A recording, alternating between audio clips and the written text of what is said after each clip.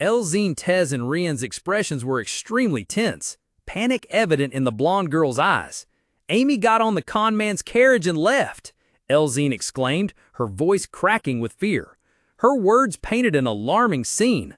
Under the thick of night, a horse-drawn carriage sped along the coastal road, the solitary light of a lighthouse in the distance.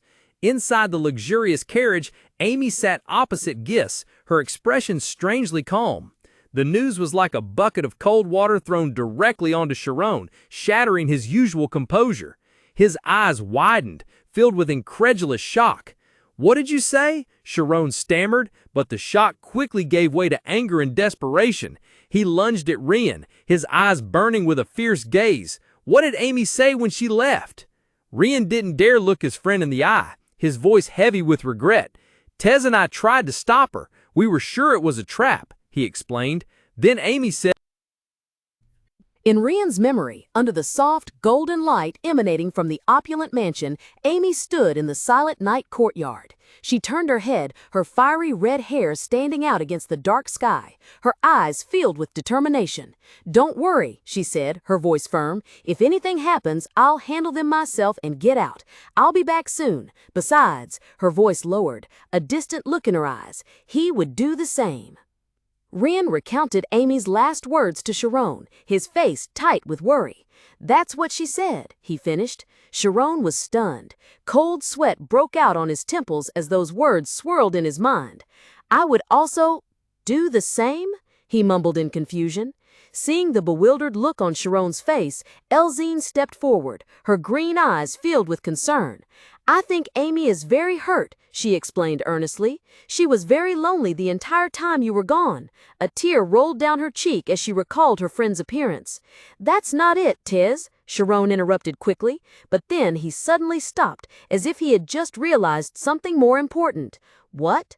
The confusion on Shirone's face vanished, replaced by a sharp, cold look. He understood.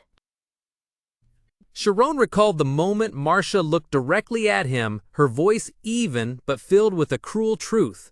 The girl you tried to save was also hired by an organization, and from the perspective of different individuals, right and wrong are nothing more than illusions. Her words flashed through Shirone's mind, evoking images of brutal violence, a blood-soaked blade next to a corpse. Marcia's words were like a bell, echoing another memory in Shirone's head, the urgent voice of Amy vividly returning. "You should know what kind of people they are. I know you're aware." Shirone suddenly jolted awake. Both Marcia and Amy were well aware of the dark side of this island.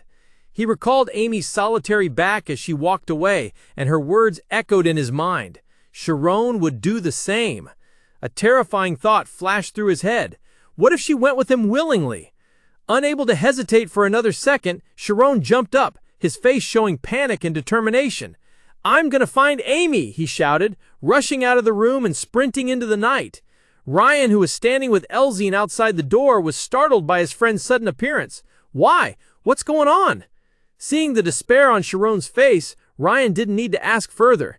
He immediately said resolutely, "Okay, I'm going too." Left behind, Elzine could only stand stunned in confusion. "Huh? What?" Not fail, enveloping the expansive villa. Under the dim moonlight, Rian and Shirone hurried through the meticulously manicured garden, their shadows flitting across the paved path. From a high balcony, a desperate scream echoed, shattering the stillness. "Take me with you!" Elzine's voice was lost in the night, but the two boys below did not turn back, only plunging toward the gate, merging into the darkness of the forest and the faint lights of the distant city. Meanwhile, on a winding coastal road, a luxurious carriage rolled slowly along. The moonlight silvered the rippling water, and in the distance, the port city of Galliant glittered like a constellation on the ground. Inside the carriage, Giss couldn't hide his excitement. He pointed out the window, enthusiastically introducing the sights to the girl sitting opposite him. "This is the largest coastal park in Galliant. It must be even more beautiful during the day. The shop owner in that park is—" The boy suddenly fell silent, sweat beading on his temples as he stole a glance at Amy. It all felt like a dream. He couldn't believe he was sitting in this carriage, taking a stroll along the coast and chatting with such a beautiful young lady. Giss thought to himself, a feeling of indescribable elation rising within him. He looked at Amy, who was quietly resting her chin on her hand, her eyes gazing distantly out the window.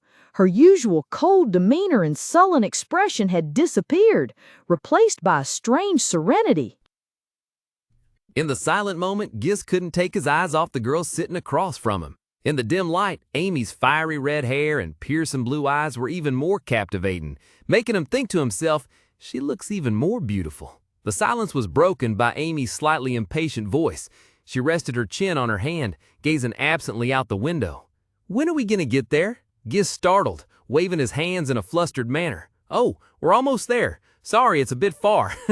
But this is the best spot in Galleon." Amy just hummed softly in her throat, seeming indifferent. But then, her eyes suddenly sharpened, staring directly at Giss. "Then he must be in the best spot in Galleon. I mean, your boss, the one who beat you up." Giss froze, cold sweat starting to bead on his temples. "What? How did you—" Amy smirked, her tone cold and knowing. "Do you think I'm stupid? You showed up with a bruised face. I'll just play along this time, so you should give up if you can." Inside the luxurious carriage, Giss hung his head low, his hands gripping the edge of the seat, his whole body trembling. He wasn't cut out for this kind of work. Amy's words struck his mind like a hammer blow. Jerking his head up, Giss's eyes were filled with confusion and disbelief. He stammered, "You're just playing with me, right? Because you feel sorry for me?" Amy lightly rested her hand on her chin, her eyes strangely calm. "That's just part of it," she replied slowly. Giss was stunned, not understanding her meaning. Amy smiled, a smile that was both mischievous and admiring. "You threw those gold coins on the ground earlier, didn't you? Daring to throw gold coins in front of the nobles? Ha! I like your courage." Giss remained frozen, unable to believe what he had just heard. Amy's expression became more serious. "That's why I told you to stop. It would be a waste if you continued to do this job." The space fell into darkness, leaving only Amy's unwavering gaze. In the still night, a distant voice echoed, "Brother, brother!" In the small old room, sweet memories suddenly flooded Giss's mind. The image of his younger sister, Yuna, appeared vividly, with a smile as radiant as the morning sun. She held up a freshly ironed vest, happily saying, "Yuna ironed your clothes for you again. Good luck at work." Giss looked embarrassed at the time, hastily saying, "You really don't have to do that every time." But Yuna just giggled, her eyes sparkling with pride and trust.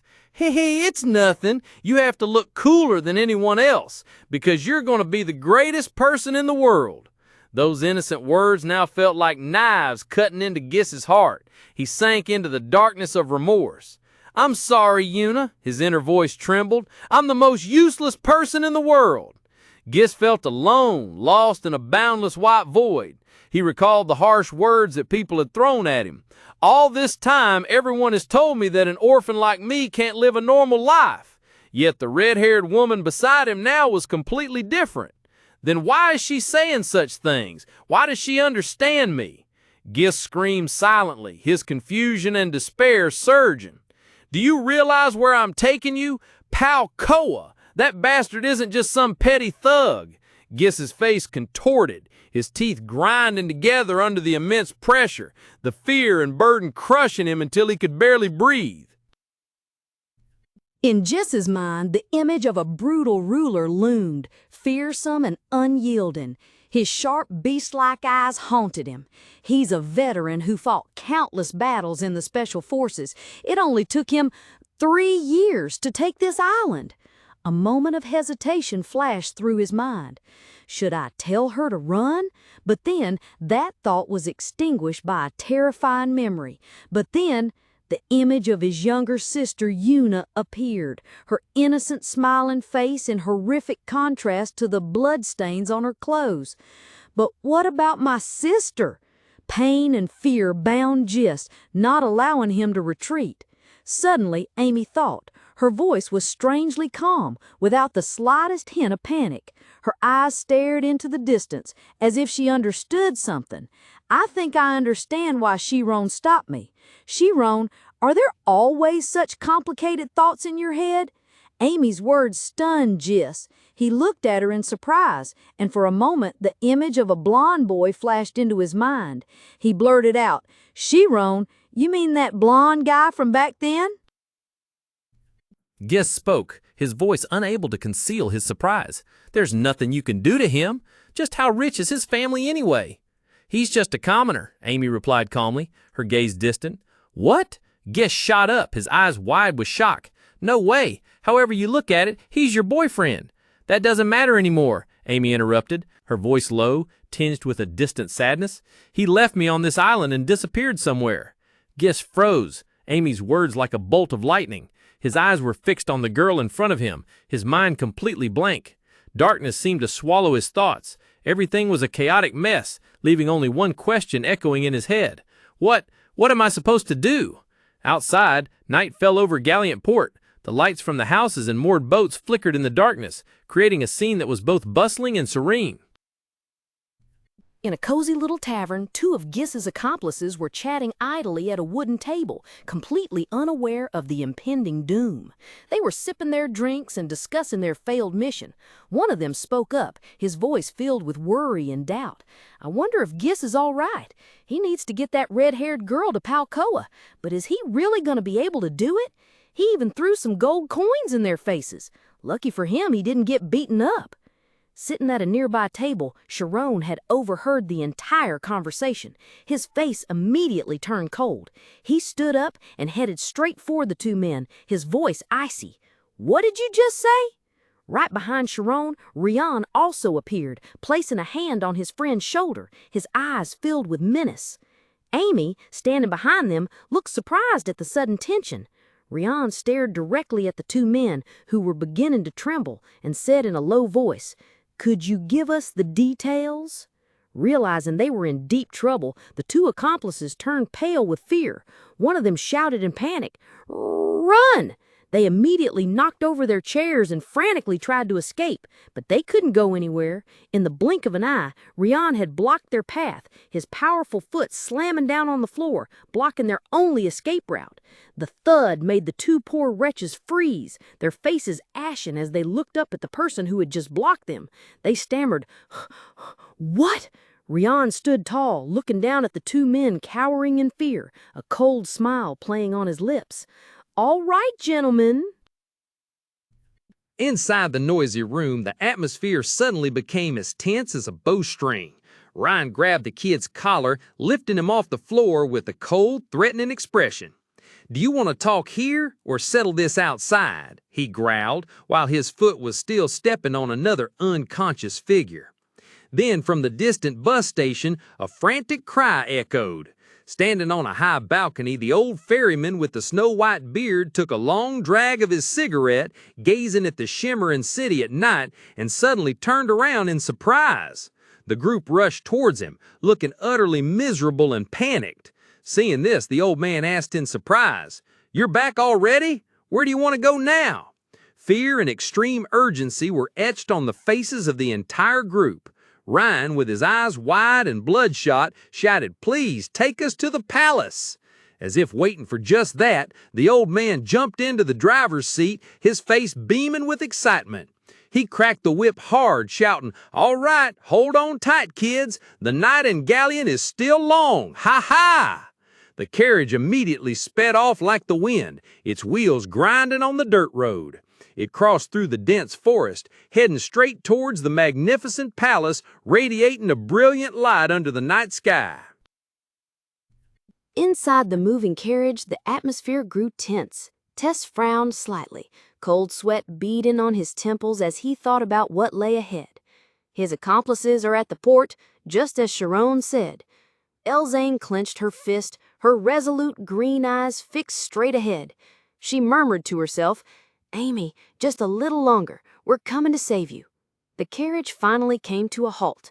Before them, A colossal, magnificent structure appeared beneath the night sky, brilliantly illuminated by countless lights.